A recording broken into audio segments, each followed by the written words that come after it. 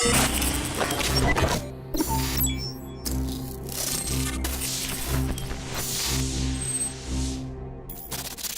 this question I like a lot because it goes back to the Las Vegas shooting by the Tyrant King. It says, hello, Mr. Jones. The government, media, and authorities still have yet to reveal a motive for the Las Vegas massacre last month. And the constantly changing timelines and narratives following the attack still leave many unanswered questions. Despite this and the 58 casualties being the deadliest mass shooting in U.S. history, the event has been mostly forgotten by the media at large. Do you think that the failure of authorities to produce a motive means that the deep state Illuminati is slipping up and losing power and lacks the resources to quickly fabricate a narrative? Or does their ability to make the events disappear from the public eye so quickly mean that they are just as powerful as ever? I wish I was as smart as the Tyrant King. I mean, these folks are really smart. It's both. But I can tell you what the best thinking is on this, and it's what Zachary, our former Special Operations Command guy, was telling us. And again, it's what my other sources tell me. There was a Saudi Arabian military convention the week of that attack on October 1st. So that's like 5 weeks ago now, 5 weeks ago in a day.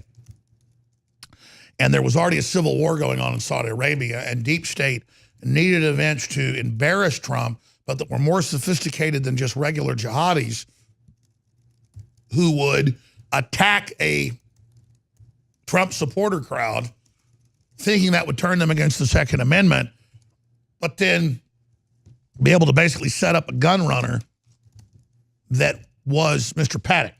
Our best intel is. This is about 90% fleshed out.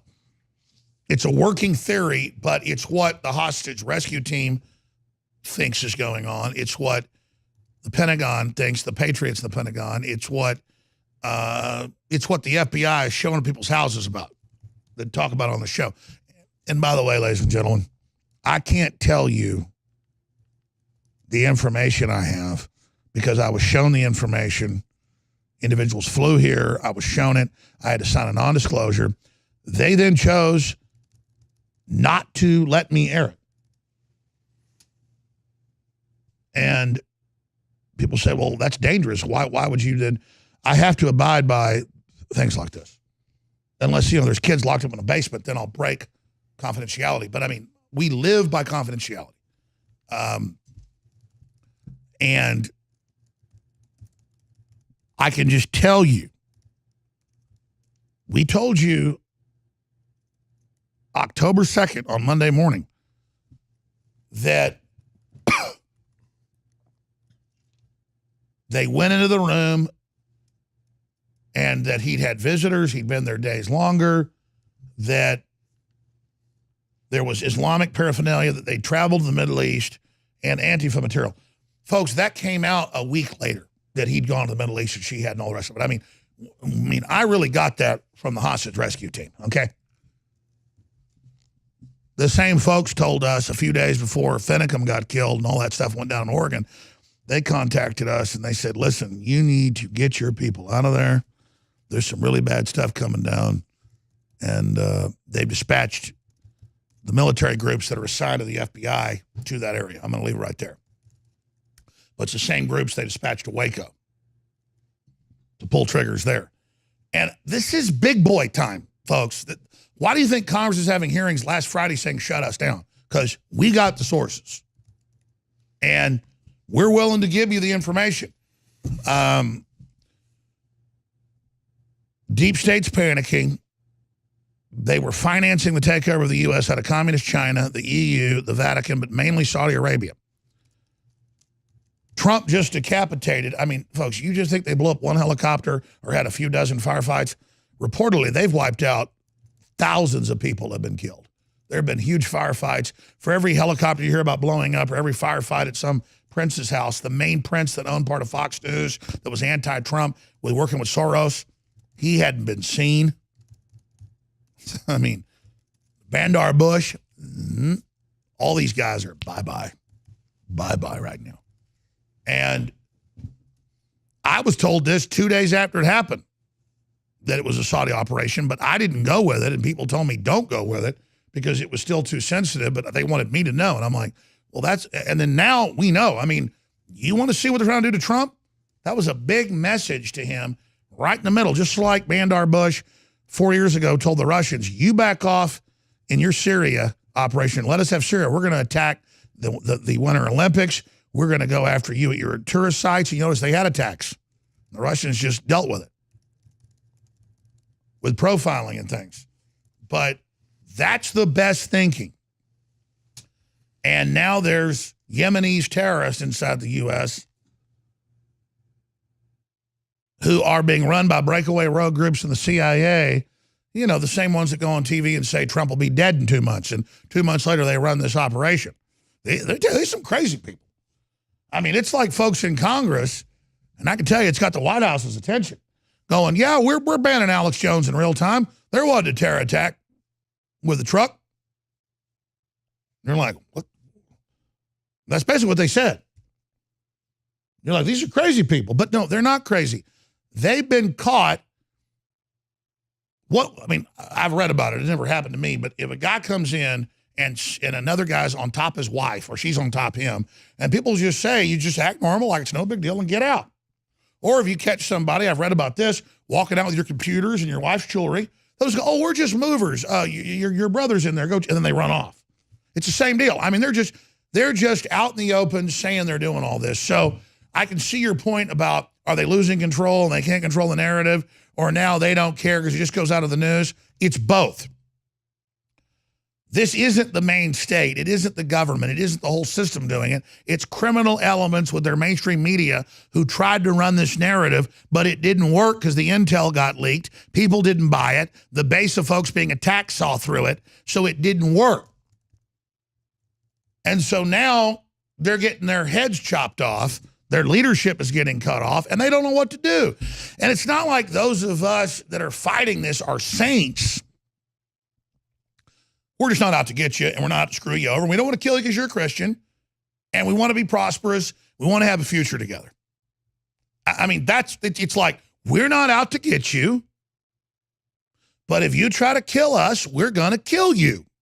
I mean, that's really how this works, Kit. Mm-hmm. You think I answered the question? You want to comment on that? Yeah, it's like we see a civil war going on in America as far inside the federal agencies as globalists try to gain control and keep control over segments of the government of the Trump administration. But now we see about 5 weeks after the shooting, we see the same thing kind of going on in Saudi Arabia. And to me, it's like you had elements of the whole Bush, Clinton allies in Saudi Arabia. They're getting purged out. Oh, they admit. I mean, the globalism is where you make these international deals and different crime networks work together to basically milk the population through globalism and corruption. And that's just all ending. Yeah. And it doesn't mean, again, there won't be corruption and we're offering some panacea. The normalization of corruption, the normalization of crony deals, screwing the average person over. We're not going to build a world that's anti-worker or anti-family. We're not going to have robots replace everybody. That's what Trump's saying. It's like, man, this is really an uncool deal.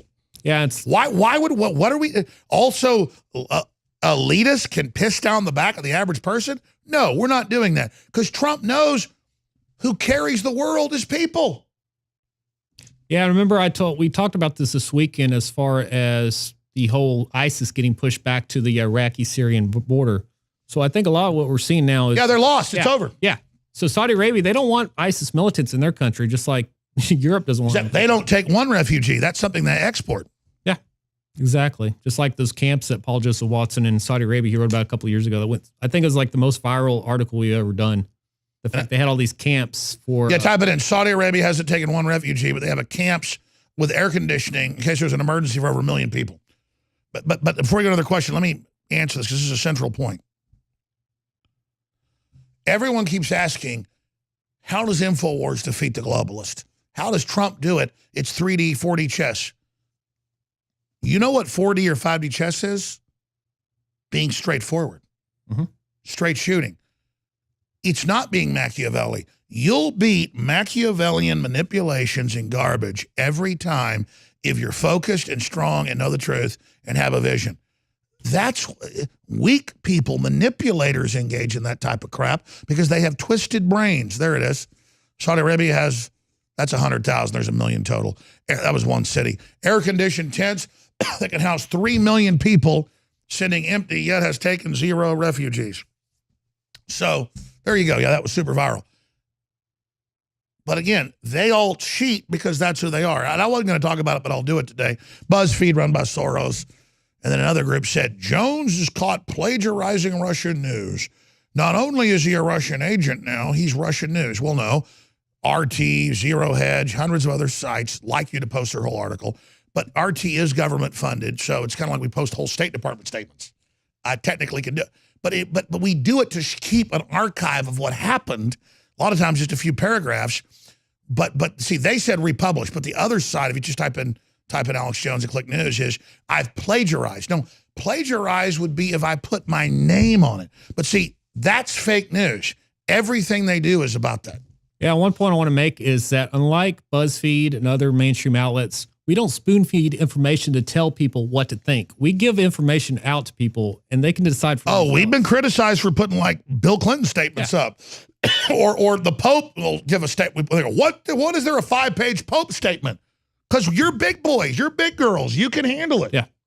I mean, there's a lot of articles that RT has done that I don't agree with, but I think it's worth giving the public the ability to think for themselves. Well, exactly. I mean, it's like when we post some transcript from the Iraqi government or something. But look, Infowars has been plagiarizing Russian state news media. Then they go, intrepid reporters noticed it was similar and found it was Russian. The name's on it. Well, again, scroll down. The first paragraph, and again, this even matters. They're wanting our attention. It says, it's not been a good year, all this garbage. It goes, BuzzFeed. Here, go back. I want to show people. Go back to the article. BuzzFeed's team noticed similarities between Infowars articles and articles on Russia Today. Notice similarities? We've got blurbs of them with links. Well, yeah, I put the name on, when we repost, it says RT. No, but everyone does that. Again, they play these, look.